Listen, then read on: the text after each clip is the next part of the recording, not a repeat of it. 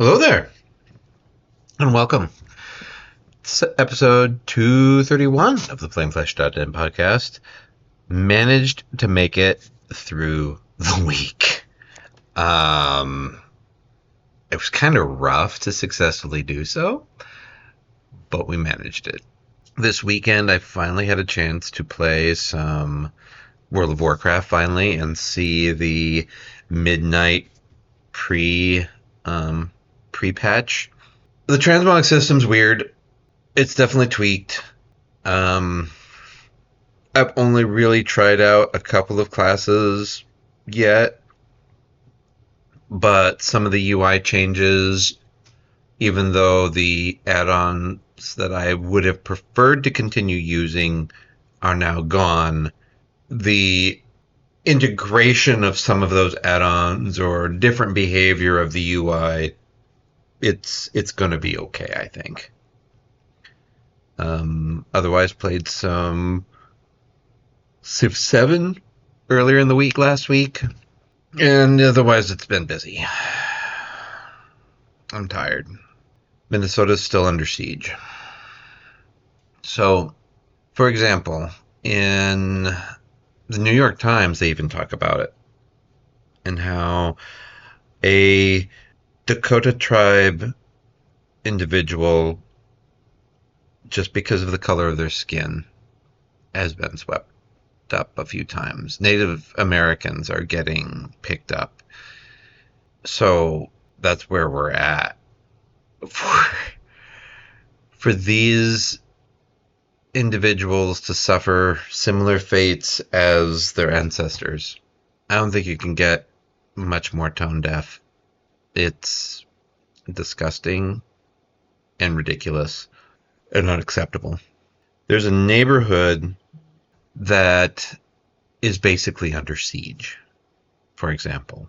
And these are U.S. citizens, but they don't want to get grabbed because they happen to be non-white. And ICE is setting up right there outside their neighborhood. So they can't even take their kids to the bus stop. That's where we are right now. See, it'd be one thing if immigration officials were still following the rule of law. If they were appropriately getting warrants for arrest and acting on serving those warrants. But that's not what they're doing. They're just running around grabbing anybody that doesn't look like them.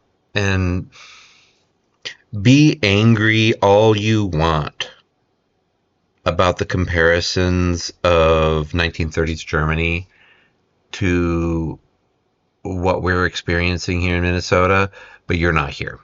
Governor Walz was admonished by the Washington, D.C. Holocaust Museum. They're not here.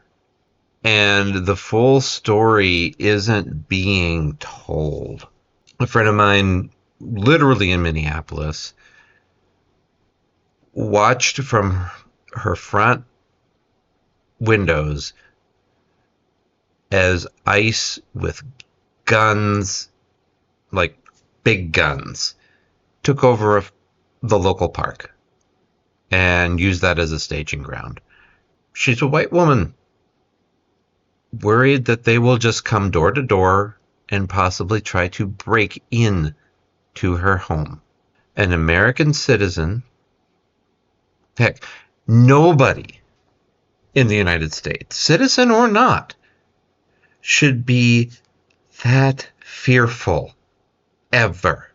If you haven't had a chance to listen to Bruce Springsteen's Streets of Minneapolis, look it up. Listen to it on your favorite music platform.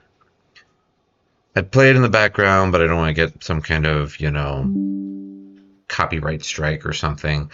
Streets of Minneapolis by Bruce Springsteen. It is not a bop. It is a protest song. And it very correctly captures the situation here, at least a little bit, because we're under siege, and that's all there is to it. I wish I could make it more clear, but that's the way it is. It's just, we're in danger, guys, here in Minnesota. We just are. And everybody in Washington, D.C. is simply going, oh, well, let's give a 2-week extension to the ICE budget so we can debate more. Guys, what? No. We're in danger now. ICE needs to be out of Minnesota now. Go after all the actual criminals you want, guys. But this isn't about a fraud investigation or a criminal investigation at all. This is about sowing fear and hatred and pain to populations that voted against Trump in 2024. Today's low is 11 degrees. And that's all there is to it. They haven't been drawn down. They're still here, heavily. So, yes, there's going to be another government shutdown as the Senate vote to say yes to everything but ICE funding, and for that to get 2 weeks goes back to the House of Representatives. But for the most part, people probably won't notice. We're just not getting our factual story out because it's uncomfortable. It's very uncomfortable. There's no good emotional regulation tool to be applied to fascism. The feeling of awkward guilt of preparing for birthdays or still going to work while there are people literally dying in the streets or being ripped from their families just because of the color of their skin. It's really, really hard to process here if you have any iota of empathy. It hurts. Meanwhile, because of course, what fall to fascism would be complete without also having election interference? While we are being tortured up here in Minnesota, the FBI went and seized 2020 ballots from Georgia. So the ballots in Georgia are now compromised because this is the Orange administration. Any news that comes out regarding this is now false. He lost in 2020, and yet there he goes claiming these ballots. And more than likely what this is it's another one of those potential plans to try and block the midterms from happening. You can just sit back and see that there are multiple plans in motion so that if one doesn't work, maybe another one will, going down the line. And this is one of them. Another one is the SAVE Act. I'm sure you guys have already heard about that. I think I've already talked about it. And it's a press by Republicans to push through that everyone can only vote if they can prove that they're them, that they're legal U.S. citizens, and that their birth certificate must match their ID, which disenfranchises millions of women because their birth certificates don't match their ID. They took their husband's last names. Not to mention trans individuals that are hurt by this. Not to mention the idea of them also wanting to remove mail-in ballots. That means I couldn't vote. I wouldn't be allowed to vote. My district is small enough, my region is small enough that we don't have a polling place. The county doesn't have enough money to run one. So I wouldn't be allowed to vote. End of discussion. I would be disenfranchised. So this SAVE Act is another one of those attempts. They're trying multiple things, and we're sounding the alarm accordingly.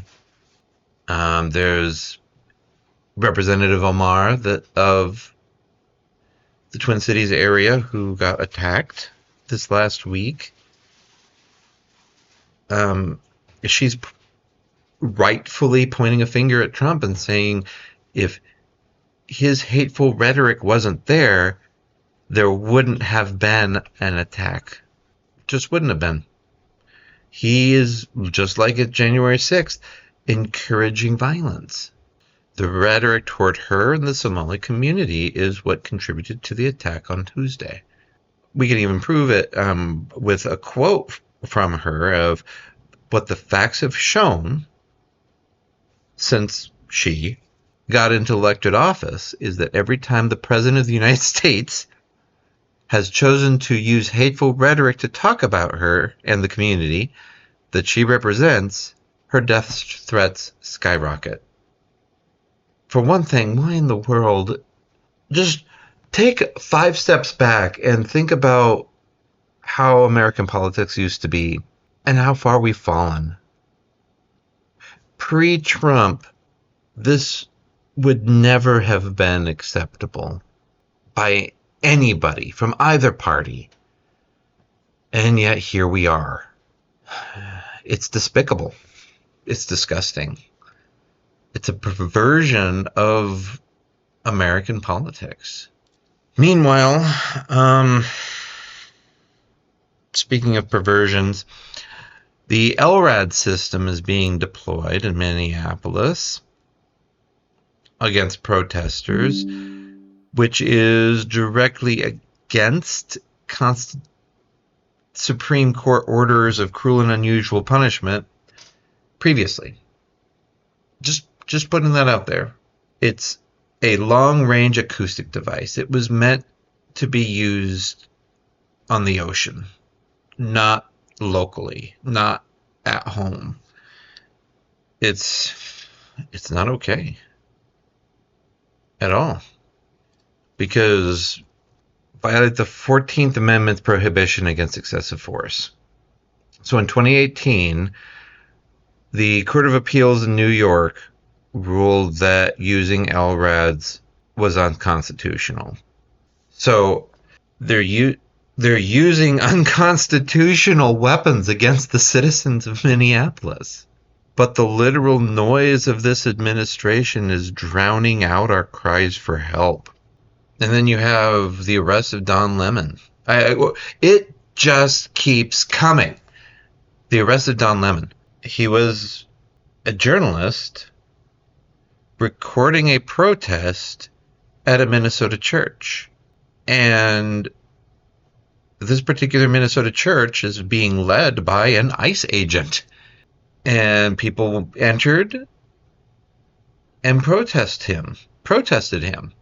That's, maybe they should have been outside, but these protesters chose to go inside, and the journalist chose to follow them in to continue recording. And suddenly he's getting arrested? A journalist? He covered a protest as a journalist in the duties of his job and was arrested for it. So Lemon is quoted as saying, if this much time and energy is going to be spent manufacturing outrage, it would be far better used investigating the tragic death of Renee Nicole Good, very issue that brought people into the streets in the first place. The constitutional protections afforded to the press are null and void as well. Let that sink in. Then you also have, in this last week, like this has been a humdinger. Trump just was on some kind of late night wild accusation spree on Truth Social, raging about Obama and how he should be arrested and treason and just all sorts of nonsense. Governor Newsom, his press office, succinctly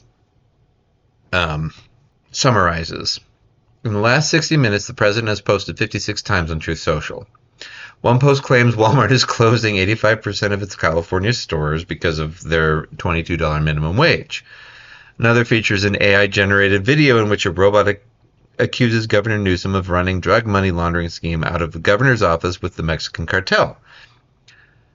Just to clarify, Walmart's not closing any stores. The AI robot is lying. Governor Newsom is not Pablo Escobar. Deep breaths, everyone. 3 more years. If we get that far.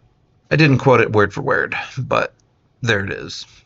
Why aren't we just invoking the 25th Amendment? Now, there's, for example, a very viral clip going around of what sounds like at least a fart happening during a White House Oval Office press conference. People are claiming he filled his pants. The President of the United States pooped his pants. I watched the clip. I can definitely hear the sound in the background. And the fact that he kind of chases everybody out and doesn't entertain questions at all is a little weird. The woman standing behind him to the right does react to the sound. So it's one of those things where you know it's not inserted because you can watch the facial reaction that she does a very good job of hiding, but you can watch her look over it to him the moment the sound happens and then just kind of try to turn away and ignore it. So the sound definitely happens. That's as far as I'm willing to go because anything else is just making fun of an old senile man. Certainly possible, but I'm leaving that one alone. I have enough to worry about. If he needs to do extra laundry, that's his problem, or the White House staff's problem, more accurately. The Melania movie supposedly made $7 million in its opening weekend. It definitely didn't make the money back because I think it was, well, let's see here. The Melania movie, let's just look up the official box office numbers. It's strong box office numbers for a documentary. The best showing in a decade for a documentary. It outperformed expectations at least, but that's not saying much when Amazon spent $35 million in marketing and $40 million for the rights. So they're still kind of in the hole, regardless of how well or not well it did. Critics certainly didn't like it. Speaking of the same town, this article was updated January 31st. Let's see here, an update. So, a St. Peter, Minnesota police chief intervened and got federal agents to release residents, sources say, is the headline. And this is from mprnews.org. The whole situation is disturbing because, yet again, ICE agents are doing the wrong thing by going after peaceful observers. This woman was driving her car, and the ICE agents purposefully almost caused another good shooting. They got out of their vehicle and drew down on the car. She was driving. She was driving away from them at the time. But they decided to just go and attack her. ICE agents aren't authorized to do any kind of traffic stop legally. They just aren't. These cars are basically privately rented in this footage, it looks like, and they pull out in front of her and block her, and so she could have passed because they came to a stop, but she probably realized who was in there, and if she tried to pass them, they'd claim self-defense and open fire. Fortunately for her, her husband happened to know the chief of police of this particular town in Minnesota. And he made a few calls, and they brought it back. St. Peter is about an hour and a half away, I think, from the Twin Cities. It's that same town where ICE agents keep showing up and harassing a particular neighborhood and are preventing kids from going to school.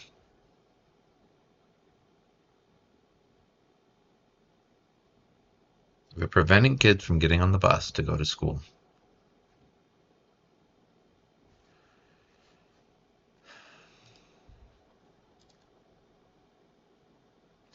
Close with a good piece of news. Liam is home. The 5-year-old boy that was kidnapped by ICE, he's home. And the beautiful, sweet smile on his little face, he doesn't know what happened. He doesn't understand. He's too young. A haunted look in his father's eyes on this picture. Dad knows. A father protects. I'm glad he's back. This is another one of those following the book, going by the book individuals, by the way. He wasn't a criminal. The 5-year-old certainly wasn't a criminal. And yet, ICE appeared and grabbed them. That's just not okay, guys. At all. But some reminders for bedtime are going off for the kids.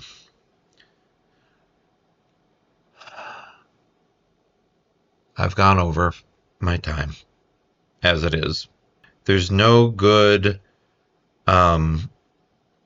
emotional regulation tool for watching the nation fall into fascism. We just have to keep trying to stand strong, be strong, enjoy our distractions when they come and where we are. I'm going to process this, and we'll see where my energy levels are after that. Stay Minnesota strong, my friends.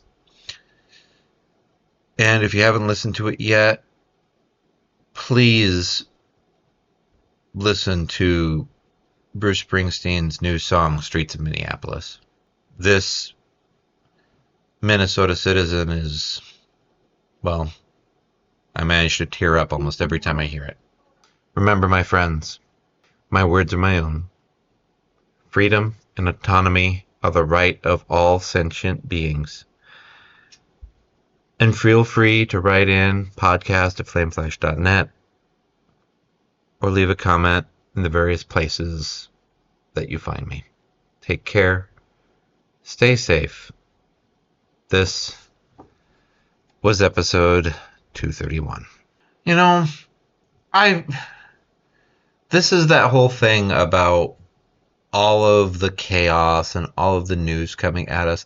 I forgot to even mention the Epstein files as I was recording. So I just wanted to throw that out there. The president is definitely a child predator. And yeah, here we are. Why are the cowardly House is just not impeaching? And that's that. That's that.